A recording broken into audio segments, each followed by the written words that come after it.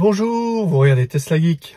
J'espère que vous allez bien et que vous n'avez pas trop chaud avec cette vague de chaleur qui traverse la France. Là, j'ai coupé la clim. Pour le moment, il fait encore une température supportable. Il fait 31 degrés dehors à Lille. Je vous fais cette courte vidéo pour vous partager une très bonne nouvelle.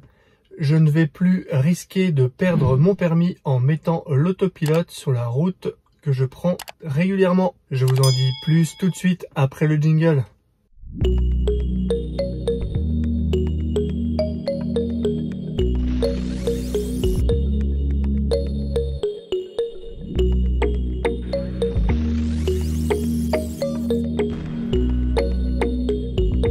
Et oui, rappelez-vous, il y a plusieurs mois, je vous avais fait cette vidéo où je passais sur une route que j'emprunte très régulièrement. Il s'agit d'un échangeur avec une descente. Cet échangeur est limité à 70 km/h et en bas de la descente, il y a un radar automatique. Et j'avais fait une vidéo dans laquelle je vous montrais que la cartographie Tesla était très mauvaise à cet endroit-là et que la limite de vitesse passait à 110 km/h dans la voiture et que du coup, si j'étais en autopilote ou en régulateur de vitesse, et ben comme la vitesse max augmente, la consigne de vitesse elle aussi augmente et la voiture se mettait à accélérer dans la descente jusqu'à me faire flasher à 110 au lieu de 70. Donc bon, en vitesse retenue, je pense qu'on n'aurait pas dépassé les 40 km/h au-dessus de la limite. Mais bon, 30 km/h au-dessus de la limite, c'est déjà pas mal. Et je pense que j'avais regardé à l'époque dans la vidéo, je vais vous la remettre en fiche. Mais je pense que c'est quand même une bonne amende. Et donc, ça pourrait vraiment faire chier. Surtout si on fait pas très bien attention, qu'on connaît pas le coin. Alors moi, je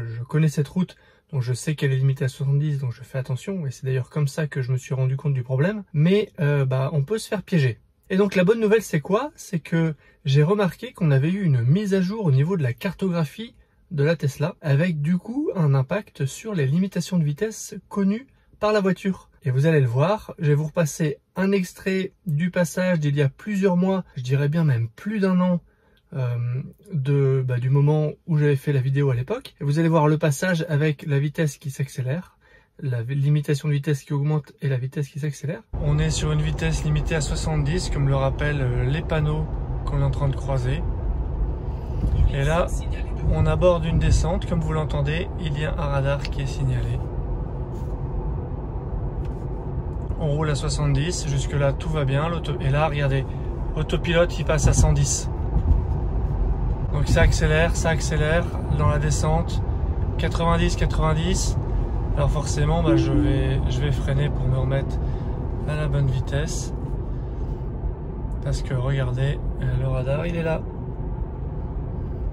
Et je viens d'y repasser et j'ai filmé et vous verrez que ça se passe beaucoup mieux. Et ça, c'est une excellente nouvelle.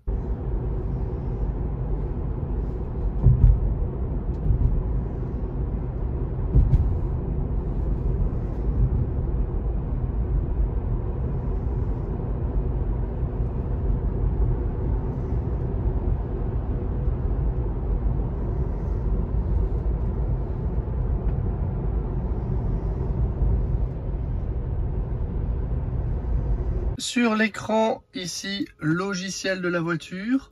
On a ici les informations logicielles. Donc je suis en 2022 12.3.2. Et en termes de données de navigation, on voit que je suis en 2022 12. Et donc, je pense que c'est cette mise à jour-là qui a dû avoir lieu il y a, je dirais, peut-être moins d'une semaine, que se trouvent les bonnes données de navigation. J'ai aussi fait un peu d'autoroute ces derniers jours et je remarquais que ça arrivait quand même souvent en comparant Waze et la voiture avec le logiciel de la Tesla que tout simplement le GPS de la Tesla avait des limitations de vitesse qui étaient parfois pas bonnes. On avait du 110 au lieu de 130, quelquefois du 130 au lieu de 110. Enfin voilà, il y avait vraiment des endroits où ça allait pas et j'avais toujours à côté Waze pour comparer. Donc je me rendais bien compte qu'il y avait un problème. Et là j'ai refait de l'autoroute ces derniers jours et bonne nouvelle aussi parce que il y a quand même beaucoup moins d'écart de vitesse entre Waze et la Tesla, mais aussi entre Waze et la Tesla et ce que je vois comme panneau sur la route. Ça c'est finalement ça le plus important. Alors à l'époque dans les commentaires vous m'avez dit oui mais la Tesla elle lit les panneaux, elle lit pas les panneaux, comment ça se passe? La réponse que j'avais apportée à l'époque c'était que oui, la voiture lit les panneaux puisqu'on les voit à l'écran dans la représentation de ce que la voiture voit de son extérieur. On voit très clairement un bon nombre de panneaux. Par contre, elle n'en prend pas compte. À moins d'avoir le FSD. Alors moi j'ai pas le FSD, mais on m'avait dit que ceux qui ont le FSD, les panneaux qui étaient affichés étaient aussi pris en compte pour la limite. Moi j'ai pas le FSD, donc les panneaux sont affichés, mais la limitation de vitesse de ces panneaux qui sont lus n'est pas prise en compte. Par contre, j'avais remarqué que sur des zones de travaux, quand c'était des panneaux temporaires sur le côté de la route, là par contre, la voiture en prenait compte et se mettait changer la limitation de vitesse du régulateur ou de l'autopilote, autopilote de série dans mon cas, à ce moment-là. Donc voilà, la réponse est pas si simple que ça. Voilà moi les éléments que j'avais à l'époque et je vous avais transmis en commentaire de la vidéo. C'est très probable que je n'ai pas tout à fait raison et que je me trompe, donc n'hésitez pas, vous, à me dire en commentaire ce que vous avez observé par rapport à la lecture des panneaux. Est-ce que vous avez autre chose? Est-ce que vous avez le FSD? Est-ce que vous n'avez pas le FSD? Je pense que ce paramètre peut être aussi intéressant. J'ai pas refait de test dernièrement là-dessus. Si vous faites beaucoup d'autoroutes ou que vous faites vraiment bien attention à ce point-là, n'hésitez pas à partager votre expérience en commentaire. Voilà, j'arrête la vidéo là. Je voulais vraiment vous partager la bonne nouvelle sur la Carto avec une connaissance des limites de vitesse qui s'est vraiment beaucoup améliorée.